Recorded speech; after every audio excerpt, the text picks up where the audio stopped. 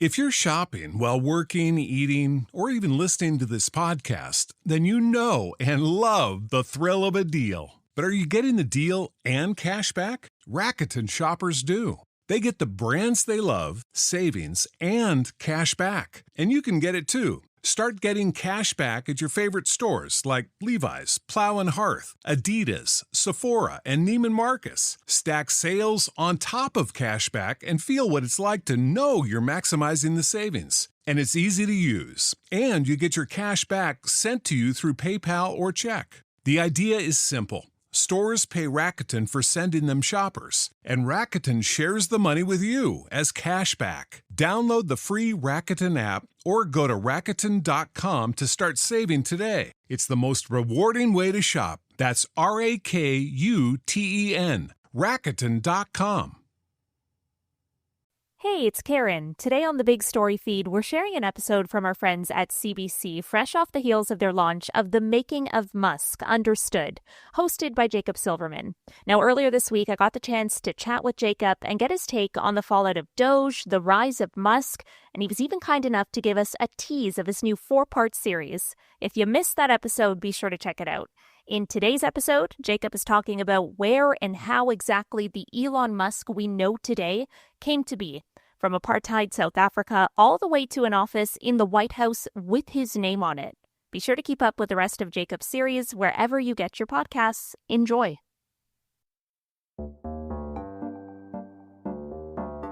And we'll be discussing that. We'll have a nice conversation, and I really appreciate that you guys came along. It's May 2025 in Washington, D.C., the White House. But it is a great honor to have you, and I appreciate you called.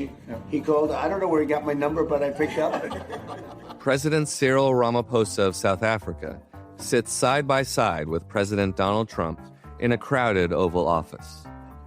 Relations with the Trump administration have been strained of late, so the stakes for Ramaphosa are high. You might remember when I spoke to you and we spoke about golf, you said I should start practicing. And I've started practicing, President, so I'm ready. So he has come prepared, a full-on charm offensive. Gifts, jokes, even bringing along 2 of South Africa's most celebrated golfers, Ernie Els and Retief Goosen, as part of his delegation. You see, after years of strong relations, Trump recently cut off aid to South Africa, citing an issue that has been gaining traction among the American right. But we have many people that feel they're being persecuted, and they're coming to the United States. Generally, they're white farmers, and they're fleeing South Africa, and it's a very sad thing to see.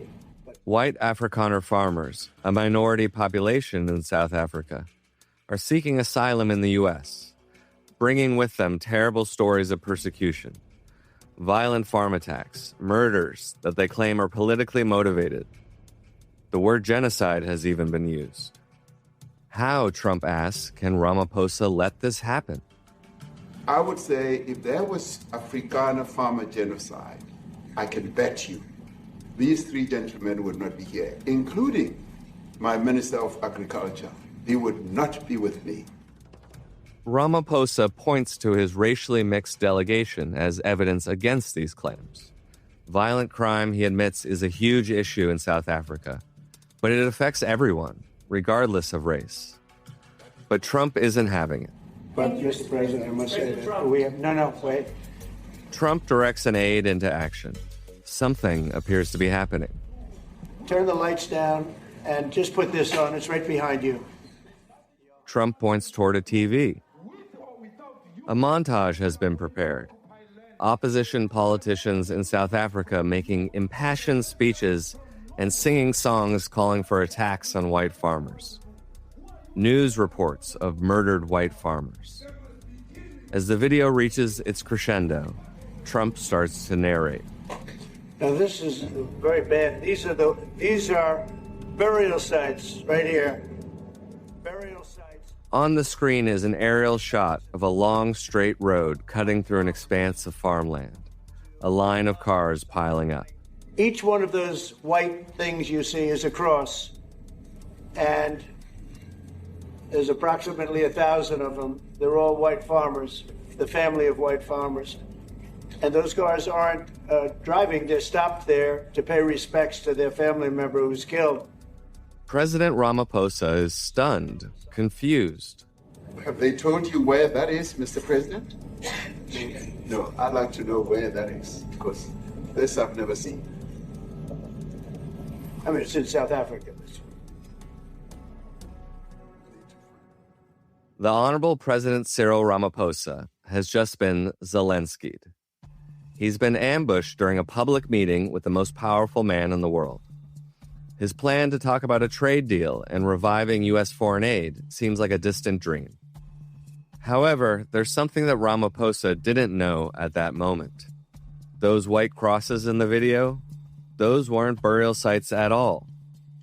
This was a fictional conspiracy theory that had somehow traveled from the margins of South African politics to the MAGA base and eventually to the White House, where it would be eagerly embraced by a president not known for his powers of discernment.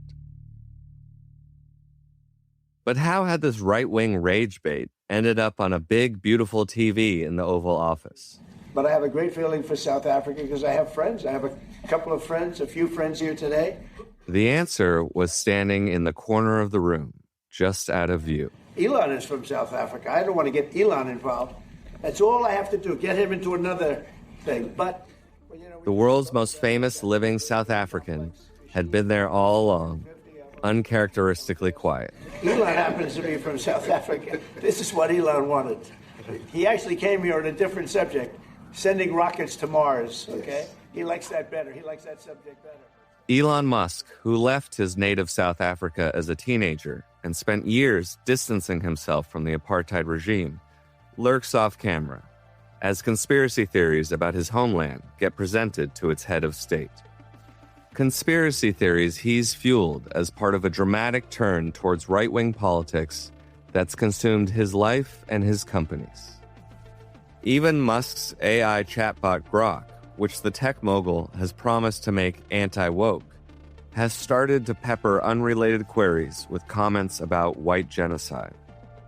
By the time Trump was inaugurated in January 2025, Musk had become an omnipresent force in the administration. When he wasn't sleeping at Mar-a-Lago, he was sitting in on phone calls with foreign heads of state. Despite Trump claiming otherwise, Musk's interests now clearly extended far beyond rocket ships. Besides his support for Trump, Musk was waging a one-man culture war on behalf of right-wing and populist movements around the world, often to the detriment of his stock prices. Liberal and centrist European leaders denounced him for interfering in their politics. Musk didn't seem to care. Multiculturalism dilutes everything. We don't want everything to be the same everywhere, where it's just one big sort of soup. What meaning does democracy actually have?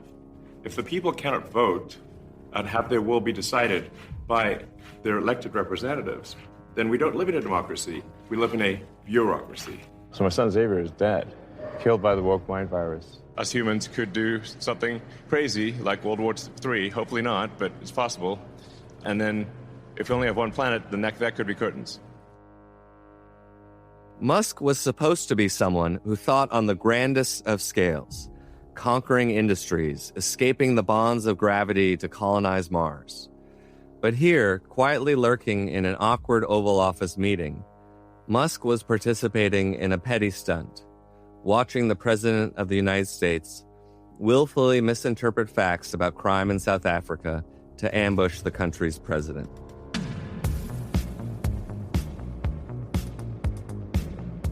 Moments like this prompt the question, how did Elon Musk get here? What explains these bizarre twists and turns in his life, which now seem to affect us all?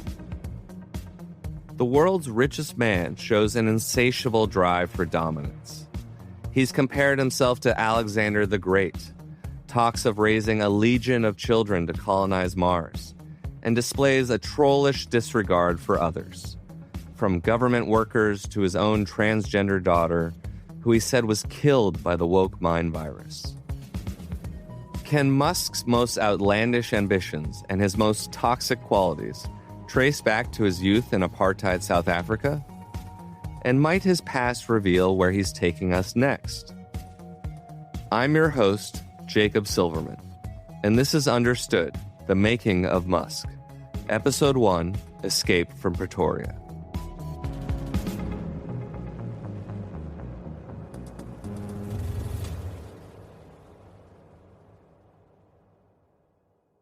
Elon Musk is a citizen of 3 countries, the US by choice, Canada by heritage, and South Africa by birth.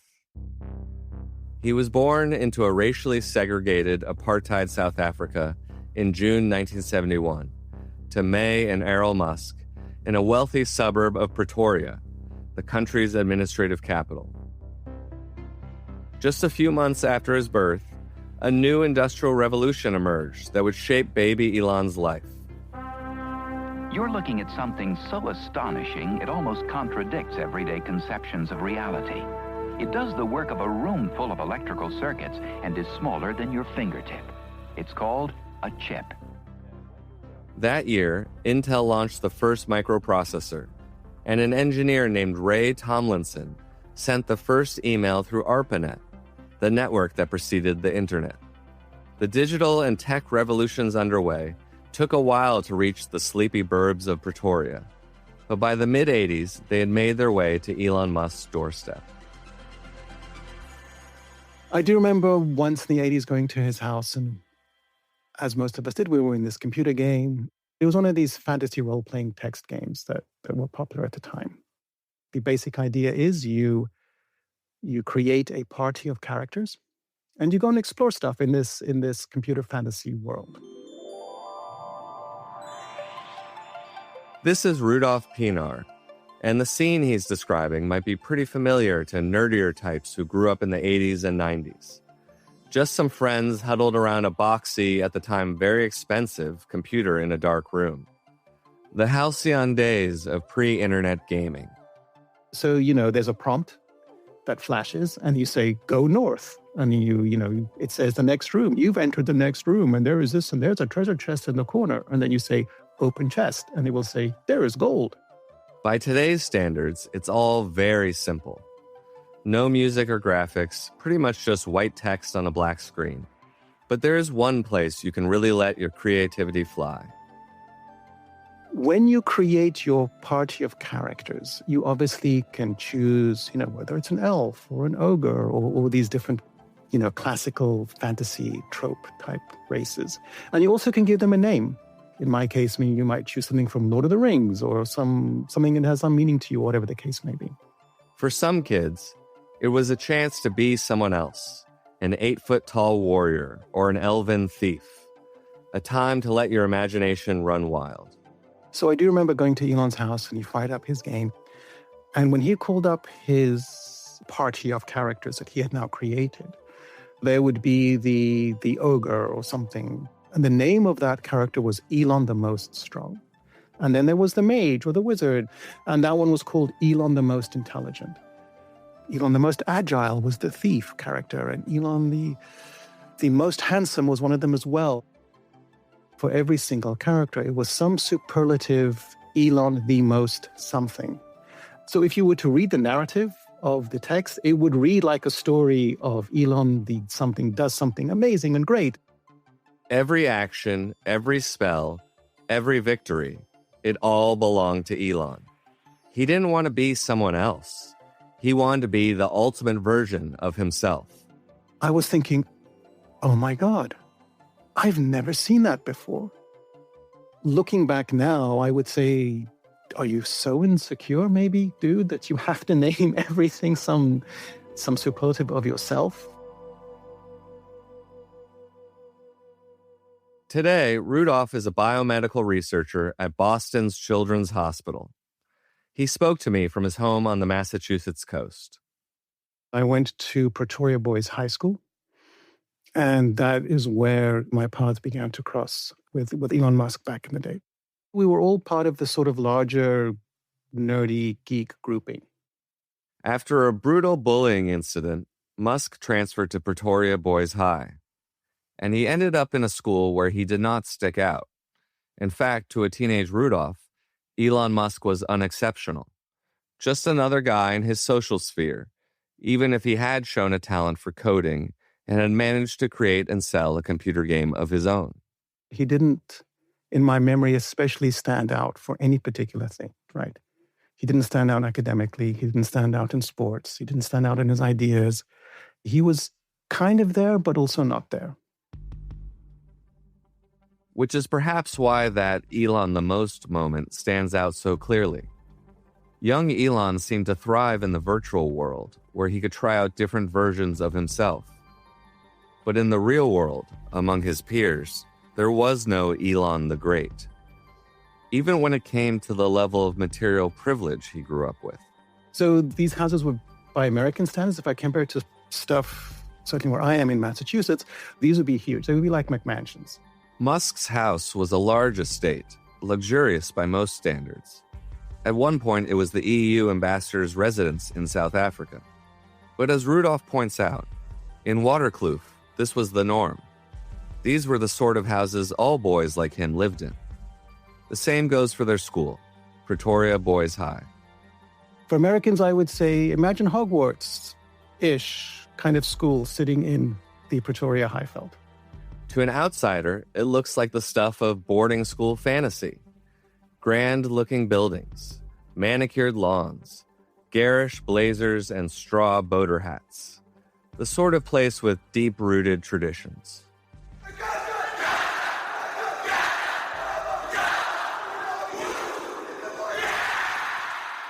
Like regular practices of their war chant? This school chant, now reserved for sporting rivalries, is rooted in British colonial battles with the Afrikaner. Rudolph assures me, in 1980s South Africa, this was all completely normal stuff. Although at the time it was considered sort of standard middle upper class school. Perhaps it was standard in their world, but most schools I'm familiar with don't look like Harry Potter sets or have war cry practice, even the very nice ones. But what Rudolph seemed to be trying to impress upon me was that in their world, this sort of privilege with its upper crust traditions was taken for granted. The system was designed that way. As a very typical white South African, you kind of lived a life of entitled or isolated privilege. In their video games, in their elite schools, in their McMansions, boys like Elon and Rudolph were purposefully cloistered from the realities of South Africa. There was no real direct awareness of everything that was happening. The structure of society was such that you weren't really confronted by these gross and in-your-face inequalities. You just didn't see Black people around living in the same neighborhood, but you would see Black people working in the garden or helping out in the house. You didn't see the inequality face to face.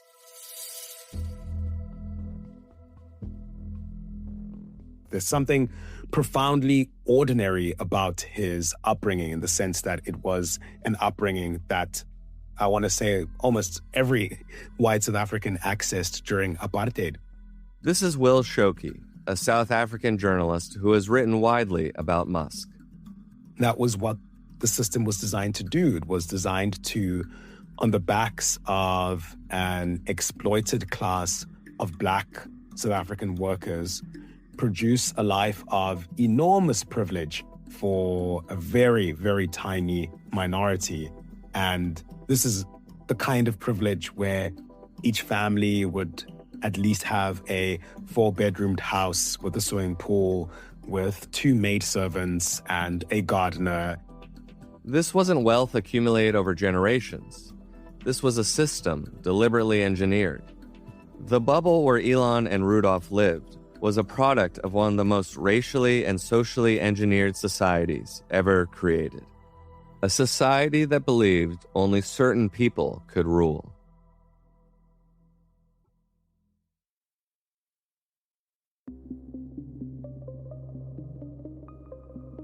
In 1948, South Africa, which had experienced 300 years of European colonial rule, was a racially segregated society, where the white colonial minority had more social and political rights than the indigenous Black majority. That year, the National Party, controlled by the white Afrikaans minority, won the general election, and it formally introduced apartheid, literally translated as separate or apartness. This is where the South African story diverges from the story of the Jim Crow South or other outposts of colonial Britain. A system of extreme segregation, according to the color of a person's skin, was enshrined into South Africa's constitution and its laws. The state was fully empowered to preserve racial hierarchy and white dominance without ambiguity. By the time Elon Musk came of age, apartheid was an entrenched social order, the law of the land for decades. And what he would have found then was a society structured entirely around white supremacy, spatial segregation, and militarized control. When he talks about control, Will is referring to the government's establishment of strict reservations for specific racial groups. They were called the Bantustans. By the time Elon was born, many of these Bantustans had developed into cramped, impoverished shantytowns, with the residents providing labor for nearby cities or commercial zones. A stark contrast to Musk's sprawling childhood home in suburban Waterkloof. But the differences weren't just material. It was a question of rights. These people in a shanty town outside Johannesburg are among the millions of urban blacks drawn to the cities by the prospect of employment. Many stay here without work or residency permits. They run the risk of being sent to the distant black homeland designated to their particular ethnic group. Starting in the 1950s, the apartheid government forced millions of people to move to these Bantustans or homelands. Then in 1970, in an Orwellian twist, these Bantustans were to be given independence. According to lawmakers, the residents of Bantustans were no longer South African citizens. They were rendered foreigners in their own country. Cordoned off into these dystopian, militarized, highly regulated zones, the black people of South Africa began to resist and revolt. But the white nationalist government kept a tight grip on the media, controlling the narrative for its white citizens, cocooned in their bubble. As a wealthy, white, English-speaking boy, he would have moved through that world insulated from its violence, but shaped by its foundational assumptions.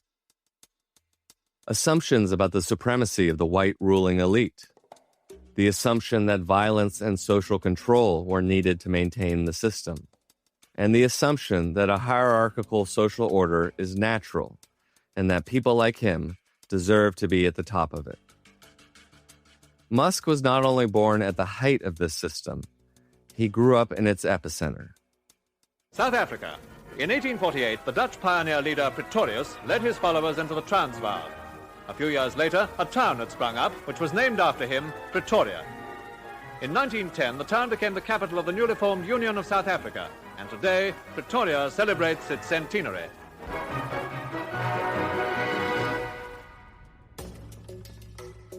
Pretoria wasn't just South Africa's political capital. It was the beating heart of Afrikaner culture. Walk around the city today, and you'll see monuments and grand buildings celebrating the Voortrekkers, the Dutch pioneers who trekked inland during the 1830s to escape British rule. These settlers fought indigenous peoples, seized the Transvaal region, and founded Pretoria as their capital. Over time, they developed their own language, Afrikaans, and started calling themselves Afrikaners, the supposed true white Africans. Unlike those British newcomers, they belonged to this land. This is the group that would eventually control apartheid South Africa. And it's their descendants, South Africa's imperiled white farmers, who today capture the attention of some of the most powerful people on the political right, including Elon Musk and Donald Trump. But there's an irony about Musk's role here. He's not one of them. He's an English speaker. And from what I have come to understand, those Afrikaner farmers appealing to Trump would be keenly aware of that. One thing to understand about the South Africans set up back in the day, and it still probably resonates to an extent today, is that it's not a monolithic culture, or obviously not racially, but even culturally within the different racial groups, there are very distinct cultural identities. This is Rudolph again. He's describing something that really hit home for me while reporting this series. This idea that you can't understand South Africa through the same lens as North American racial politics. The demographic complexity is staggering. The Black indigenous population includes many different tribes, each with their own languages, cultures, histories.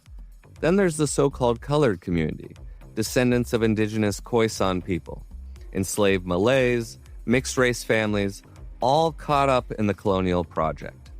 Then there is the large Indian and Asian populations, the Jewish communities, the Muslim communities, and of course the white minority, who historically ruled them all. And here's where it gets crucial for Musk's story. Even within that tiny white minority, there's a huge divide. The Afrikaans-speaking Afrikaners and the English-speaking whites, like Musk's family. And those cultures, although they were lived side by side and somewhat intertwined, were very distinct and unique. You might think that these two groups, the ones who benefited most from apartheid, would stick together. But they see their histories and place in South Africa completely differently. And that distinction puts Musk in an even more privileged position than you might imagine. English speakers enjoyed all of the trappings of apartheid, with the morally convenient argument that they did not create the system. This lets them selectively distance themselves from the regime when the wheels begin to come off in the 1990s. Even if Musk later distanced himself from apartheid, that formative environment must have given him, at least I argue, a colonial mindset that's centered on ideas of control, extraction, and escape as solutions to the problems of living in society. Control, extract, escape. I mean, it's hard not to see today's Musk in those terms. The Musk who wasn't happy just being the most famous guy on Twitter. He needed to own it and control it too. Or the Musk who wasn't just content to influence politics. He had to become practically a shadow president. The man who once resigned from a government advisory council in protest after Trump pulled out of the Paris Climate Accords now downplays the threat of climate change, while his AI data centers burn ever more fossil fuels. This is someone who, rather than save Earth, seems resigned to its inevitable apocalypse. His solution is to aspire to become the world's first trillionaire and lead his own great pioneering trek to Mars. But I'm getting ahead of myself. We need to go back to teenage Musk and what Will mentioned about him distancing himself from apartheid. This is undoubtedly true. Here's Musk speaking to actor Rainn Wilson, a.k.a. Dwight Schrute from The Office, back in 2013.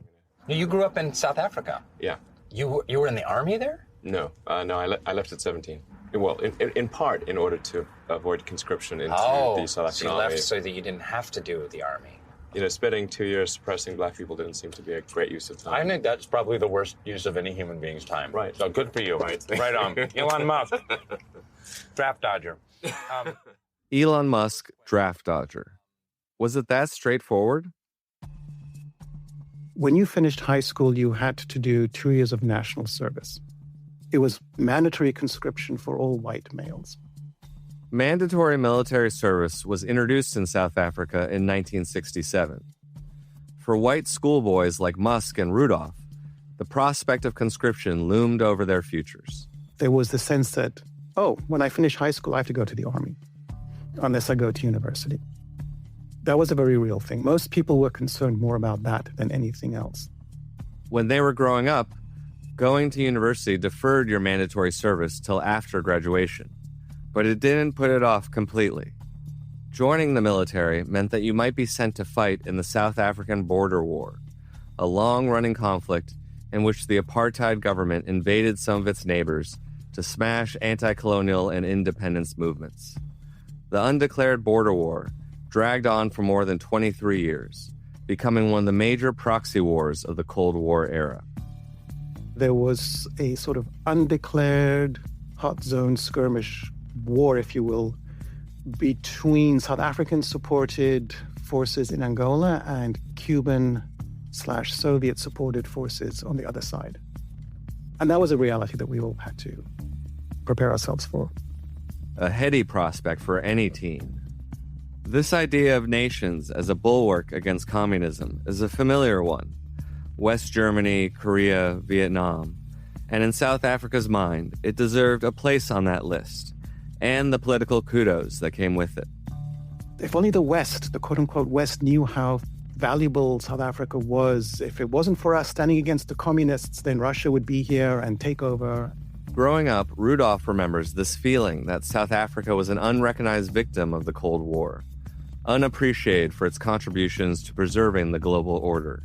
In the late 1980s, there was this huge kind of, lager mentality that the entire world is against us. If only they knew what the reality of Africa is, and they don't know because they're not here. When Rudolph says lager mentality, he's describing what we'd call a siege mentality, a tendency by the white Afrikaans community to feel like it was them against the world. And they weren't wrong. By the 1980s, the tide was beginning to turn against the apartheid government. During the height of the Cold War, the West might have tolerated or even supported South Africa's racial caste system. But then came anti-colonial and civil rights movements that upended political systems from Algiers to Washington, D.C. As the Cold War thawed, South Africa's argument that it was one of the last lines of defense against the march of communism found few takers. Since the 1950s, the black people of South Africa and some white allies had been organizing against this cruel, racist system, forming nonviolent and violent movements against apartheid. This struggle became a global story, with the opposition's jailed leader Nelson Mandela becoming an icon of the fight for basic freedoms. By the early 1980s, many Western cities had anti-apartheid movements that organized rallies, handed out flyers, and held concerts. Attracting everyone from radical students to Hollywood celebrities, it was a political movement with pop cultural appeal, as kids across the globe danced to the Special AKA's incredibly catchy song, Free Nelson Mandela.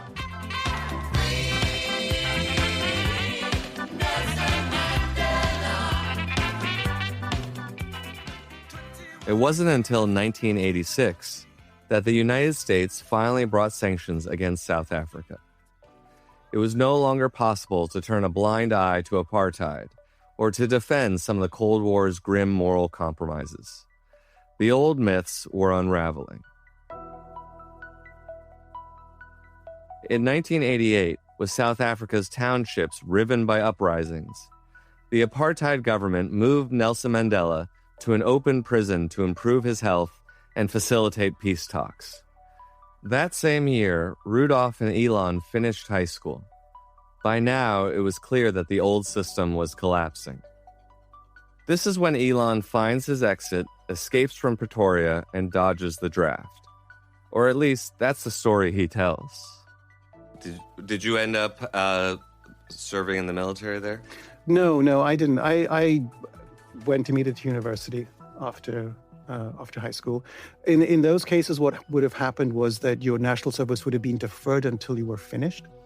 When he graduated high school, Rudolph went to the University of Pretoria.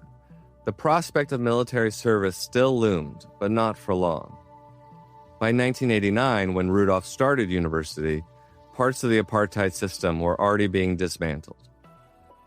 There was a sense of change that is going to be happening that was inevitable.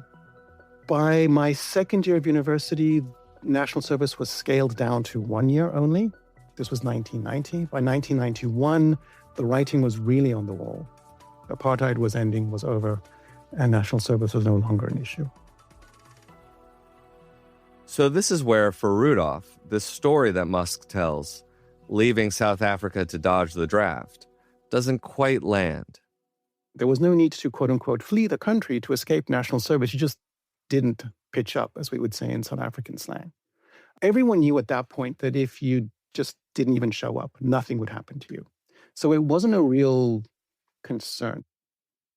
Rather than viewing it as something that required bravery from Musk, I would say that he saw the writing on the wall and probably just hopped on a bandwagon that was already in motion. This is Will Shockey again. Like Rudolph, Will isn't quite buying the Elon narrative, that it was some kind of noble-minded act, that there was some kind of moral reasoning at the heart of his decision.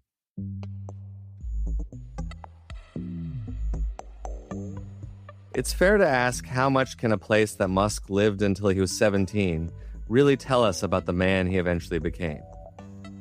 South Africa provided a young Elon Musk with many advantages: material privilege, an elite education, an entrepreneurial spirit, and a desire to plant his flag in the world. Or perhaps even on another one. Musk's desire to emigrate lay more in what the world offered than in what his country would deny him. It was an opportunistic plan. Musk sought adventure. It was time for Elon the Most Strong to claim his place in history. Growing up in South Africa, obsessed with technology and computers, a teenage Musk would have had one eye on the source of it all. Whenever I'd read about cool technology, it would tend to be in the United States. So I kind of wanted to be where the cutting edge of technology was. And of course, within the United States, Silicon Valley is the heart of things is. So, although at the time I didn't know where Silicon Valley was. It sounded like some mythical place. But how would he get there? After high school, Musk also enrolled in the University of Pretoria. He was 17. Rudolph remembers seeing him about the campus. This was a calculated decision for Musk. He wasn't much interested in the academics on offer, but being in school deferred the immediate threat of being called up. He didn't plan to stay there long. According to Ashley Vance, Musk's biographer, he was essentially counting down the clock until a vital document arrived. You see, Musk had a golden ticket, a claim to Canadian citizenship. Canada was not California, but it was a hell of a lot closer than Pretoria. He was able to claim Canadian citizenship through his mother May and her father, Joshua Haldeman, a man whose incredible life story shaped Musk in untold ways. Coming up on this season of Understood, the Making of Musk. Here's a guy who fought elections against 2 Canadian prime ministers. I think where this movement becomes alarming is when it bleeds into authoritarianism and oligarchy. This kid's got a kind of reality distortion field that goes around him. He feels he has unfettered executive power that cannot be challenged and cannot be questioned.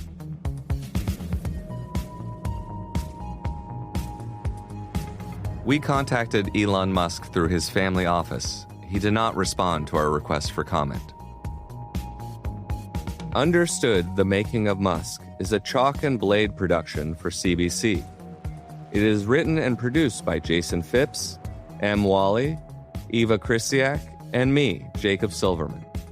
In this episode, you heard clips from CBC, BBC, CNBC Television, Pretoria Boys High, Associated Press, British Pathé, Soul Pancake, The Specials, NBC, SpaceX, Jordan Peterson, The Independent, and the Computer History Museum. Matthew Blackman is our South African story consultant. Fabiola Carletti is our coordinating producer. Mixing and sound design by Julian Uzielli. Our story editor is Derek John. Our executive producer is Nick McCabe-Lokos. Thanks as well to Thula Simpson, Associate Professor of History at the University of Pretoria, for sharing his insights with us in the background research for this episode.